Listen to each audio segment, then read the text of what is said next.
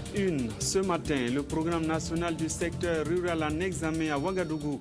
Tous les comités d'orientation s'est réunis pour évaluer la marche du programme et recadrer les ratés de 2013. C'est la première session de l'année. Les élus consulaires de la Chambre des métiers de l'artisanat appellent à une bonne organisation de l'artisanat burkinabé. Un document sur le registre des métiers se prépare pour donner du poids au domaine qui les fait vivre. Vous les entendrez dans ce journal. Bonjour et bienvenue au 13h15 de la télévision du Burkina. C'est une première en 2013 pour le programme national du secteur rural. Depuis ce matin, les membres du comité d'orientation examinent le programme. C'est une rencontre cruciale pour ce projet qui a pour but de donner vie au secteur rural. Estelle Judita Somba. Adopté en Conseil des ministres en sa session du 24 octobre 2012, le programme national du secteur rural PNCR est dans sa phase d'opérationnalisation. Plusieurs étapes ont été déjà franchies par le comité de coordination et celui d'orientation et de pilotage de ce programme. Aujourd'hui, il est question pour les membres ici réunis, à la faveur de cette première session de l'année 2013, d'examiner le chemin parcouru et de donner des orientations pour une pleine opérationnalisation du PNSR. Depuis l'idée de mettre en œuvre le programme national du secteur rural, beaucoup de choses se sont déroulées depuis 2012 et il nous revient aujourd'hui de faire le point des différentes avancées dans les différents ministères respectifs. Et il y a un certain nombre de jalons que nous devons également regarder parce qu'ils sont importants. Les jalons, c'est lesquels? C'est d'abord la responsabilisation des différents responsables de composants. Ensuite, nous devons également regarder les différentes mesures de réforme. Cette session va aussi servir de cadre pour les membres du comité de prendre connaissance des réformes qui ont été déjà planifiées en matière d'accompagnement à la mise en œuvre du programme. Ce qu'il faut comprendre, c'est que le programme national du secteur rural, ce n'est pas un nouveau programme avec des financements nouveaux.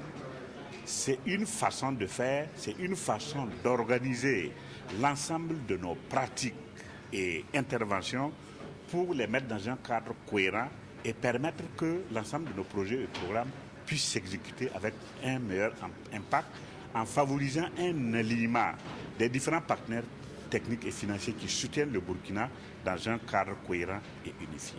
Les orientations qui sortiront de cette rencontre devraient accélérer la mise en œuvre du programme national du secteur rural au Burkina Faso.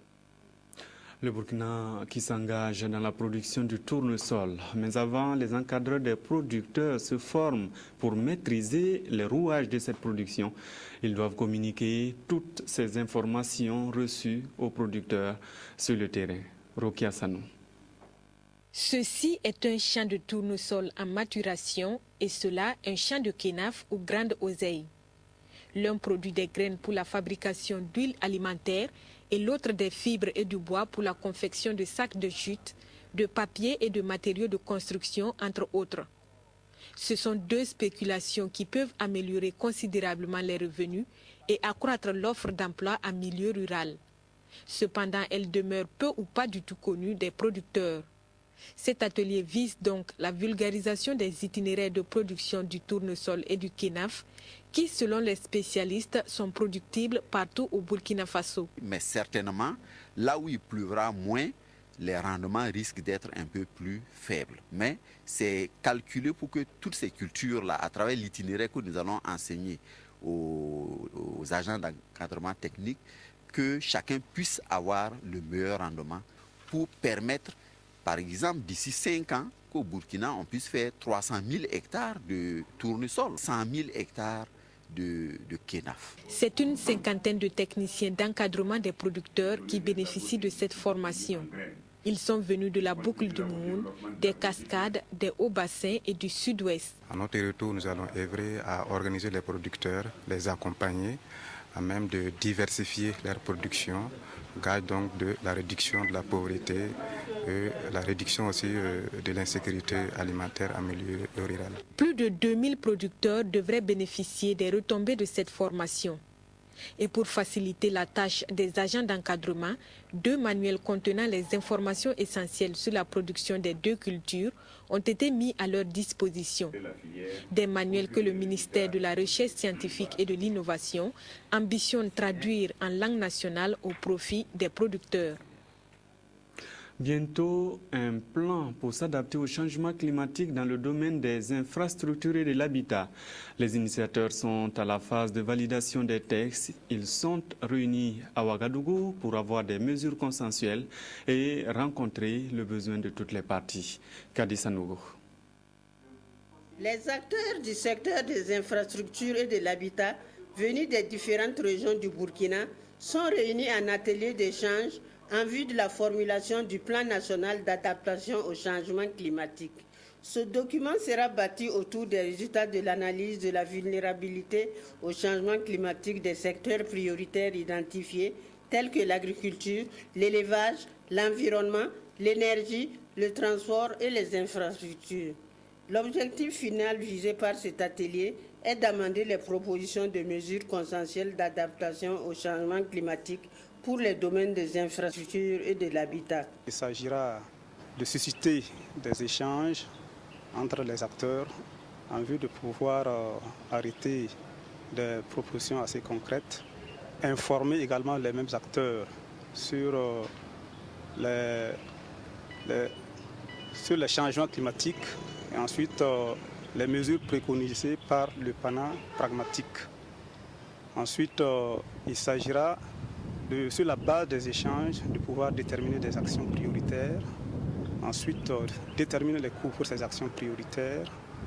Après la détermination des coûts, on va identifier des projets. Le mot d'ordre qui est lié donc à cette étude, c'est qu'il y a des experts qui ont été définis dans tous les secteurs, mais il appartient à chaque expert d'organiser la concertation au sein de tous les acteurs, aussi bien étatiques que ceux de la société civile ainsi que ceux du secteur privé, pour qu'à terme, le document qui va sortir pour le plan national d'adaptation au changement climatique soit un document qui ait été donc discuté au sein donc de tout le territoire et ait l'assentiment de tout le monde. Des mesures consensuelles seront proposées et le document final sera un document de référence aussi bien au niveau national qu'international. Les élus consulaires de la Chambre des métiers de l'artisanat sont unanimes. Il faut organiser le domaine de l'artisanat. Cela commence par l'adoption du registre des métiers de l'artisanat. Ils l'ont dit au cours d'une rencontre qui tenait lieu de la 6e Assemblée générale. Salinana. La rencontre du 18 décembre dernier des élus consulaires de la Chambre des métiers de l'artisanat s'inscrit dans la mise en place progressive de la Chambre des métiers ainsi qu'à l'examen et l'adoption du registre des métiers de l'artisanat. Un document qui devrait servir à mieux organiser le secteur de l'artisanat. Il y avait des textes qui devaient être pris d'abord, mais l'ensemble de ces textes maintenant a été pris et la validation de ce document nous permettra de travailler sur les recommandations et arriver à mieux ouvrir ce registre de métiers. Cette 6e Assemblée générale a servi également de cadre pour faire le point des activités menées au cours de l'année et dégager des perspectives pouvant contribuer à renforcer les capacités des artisans dans tous les corps de métiers professionnels. Au regard un peu de cette mission qui est assignée à la Chambre des métiers, notamment en tant qu'interface entre l'État et l'ensemble des acteurs du secteur de l'artisanat, il y a quand même des actions qui se mènent et qui sont satisfaisantes. Les difficultés ne manquent pas parce que pour une jeune institution, il y a besoin quand même d'un certain nombre d'éléments pour lui permettre d'assurer ses missions. Au Burkina Faso, l'artisanat est le 2e pourvoyeur d'emploi après l'agriculture. C'est un secteur qui permet la mise en valeur des ressources locales, la production de biens et de services, la promotion et la conservation du patrimoine burkinabé. C'est une jeune chambre des métiers de l'artisanat. C'est d'abord de travailler à ce qu'elle puisse se renforcer en termes de structuration. Au niveau central, nous pouvons nous féliciter que l'administration est en place. Au niveau déconcentré, dans les régions, nous devons veiller à ce que les structures déconcentrées soient mises en place aussi, qu'elles puissent être des relais dans les régions, dans les 13 régions du Burkina, pour prendre en compte les besoins spécifiques des artisans dans ces localités. La Chambre des métiers du Burkina Faso regroupe les corps de métiers de l'alimentation, du bâtiment, de la fabrication et des services. Elle a pour mission de contribuer à l'organisation et à la modernisation du secteur des métiers de l'artisanat. Des lots pour les gagnants de la loterie nationale burkinabé qui seront bien heureux en cette fin d'année. Figurez-vous qu'ils ont reçu entre 18 et 70 millions de francs. Ils ont remporté le 4+1 des 2 premières semaines de décembre. C'est Sylvestre Da. La loterie nationale Burkina a encore fait des heureux gagnants. Dieudonné Zungrana, employé de commerce à Ouagadougou, empoche plus de 18 millions de francs CFA, somme qu'il a gagnée au 4+1 du 13 décembre 2013. Le quartier du 6 décembre a porté chance à Christian Konkou Zindo, cultivateur de son état, et la somme de 70 500 000 francs CFA. Je suis tellement content, très content. Tout ce qu'il joue, chaque jour, vous pouvez jouer, même c'est 200, 300. Si le jour arrive seulement, tu vas gagner. Si tu gagnes, tu vas gagner. Pour la première responsable de la Lonabé, l'épanouissement de la population burkinabé a toujours été le premier des soucis de son institution. En organisant les paris, en fait, c'est pour permettre à ceux-là qui trouvent les bonnes combinaisons vraiment de recevoir leur lot. Et je crois que c'est vraiment important pour nous de montrer que ce jeu-là permet de changer la vie de ceux-là qui nous font confiance. La Lonabé, partenaire financier de l'État, fidèle à son slogan « Les lots aux heureux gagnants, les bénéfices à la nation entière », compte encore faire de nombreux heureux gagnants à l'image de Dieudonné Zungrana et de Christian Konkou Zindo. Christian Business Leaders soutient les femmes fistuleuses de la Fondation Rama. Le 22 décembre dernier à Souptouana, dans la commune rurale de Komsilga, l'association chrétienne leur a remis un lot de matériel. Bouma Ernest Nebié pour le commentaire. Ces femmes ont un mal commun, la fistule obstétricale, une maladie qui, au dire de la coordonnatrice de la Fondation Rama où elles ont trouvé refuge, est à l'origine de leur marginalisation. La fondation qui les héberge se donne également pour objectif de les accompagner pour les interventions chirurgicales et leur réinsertion sociale. Ce sont ces victimes que l'association Christian Business Leaders CBL est allée soutenir. Un soutien qui se traduit par un don d'une valeur d'1 800 000 francs CFA. Il est composé de riz, de pain, de nattes, de seaux, de bouilloire et du savon. L'association CBL, vraiment ça nous va droit au cœur. On ne sait pas comment leur remercier parce que c'est venu à point nommé. Vraiment, les femmes étaient en difficulté ici pour avoir à manger, même c'est tout un problème. Nous sommes obligés de courir de gauche à droite pour chercher de quoi manger à ces femmes-là. Parce qu'elles utilisent au moins un sac de riz de 25 kilos à midi, un sac de riz de 25 kilos le soir, ce qui n'est pas du tout facile. Donc vraiment, à cette fête de Noël, ce que CBL vient de poser comme acte ce soir, vraiment, c'est le centuple seulement qui va le rendre. Le cadeau que nous avons reçu ce soir, ça nous va droit au cœur. Vraiment, nous leur remercions beaucoup. Selon le président de CBL, ce geste répond à un objectif majeur de l'association, celui de venir en aide aux couches vulnérables. Dieu nous a fait grâce et nous pensons que nous pouvons aussi partager ce que Dieu nous a donné à ceux qui sont dans le besoin. Et nous avons apporté des vivres, du matériel pour aider ces femmes qui sont délaissées. Et en cette période de Noël, nous voulons partager la joie avec ces femmes qui sont vulnérables.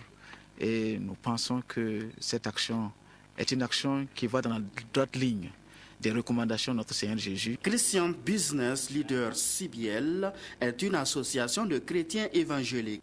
Créée en janvier 2013 à Ouagadougou, elle a entre autres pour objectif de maintenir l'entraide entre ses membres et de venir en aide aux personnes vulnérables. Mérite reconnu pour 35 agents en poste au CNRST. Ils ont été distingués pour avoir rendu service à la nation dans le domaine de la recherche. Abdul Rasmane Zongo pour le témoignage. Au CNRST, Centre national de recherche scientifique et technologique, et en présence de 4 ministres, 3 personnes ont été promues au rang d'officier de l'ordre des palmes académiques et 32 autres personnes au rang de chevalier de l'ordre des palmes académiques. C'est un rituel d'encouragement, de motivation, mais également de reconnaissance des efforts accomplis dans le domaine de l'innovation et de la recherche scientifique. Je voudrais profiter de votre micro pour dire aux ceux qui ont été décorés que c'est en fait un message pour qu'ils continuent à faire encore mieux que par le passé et dire à ceux qui ne sont pas été décorés de se mettre au travail, n'est-ce pas, avec plus d'ardeur pour servir la nation. Ces chercheurs, innovateurs et autres scientifiques donnent leurs sentiments. Je suis ému et content d'avoir été distingué pour avoir servi mon pays.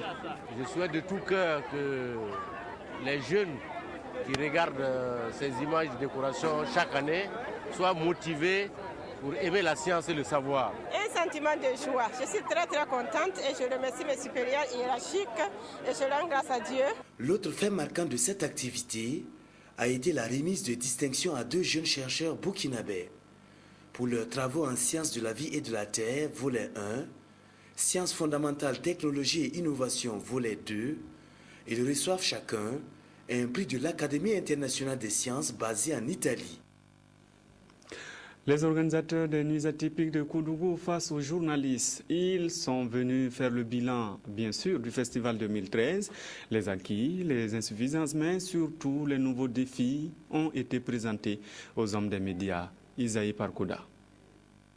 Les organisateurs des nuits atypiques de Koudougou NAC, ici réunis, jettent un regard autocritique sur cet événement culturel tenu du 27 au 1er décembre dernier.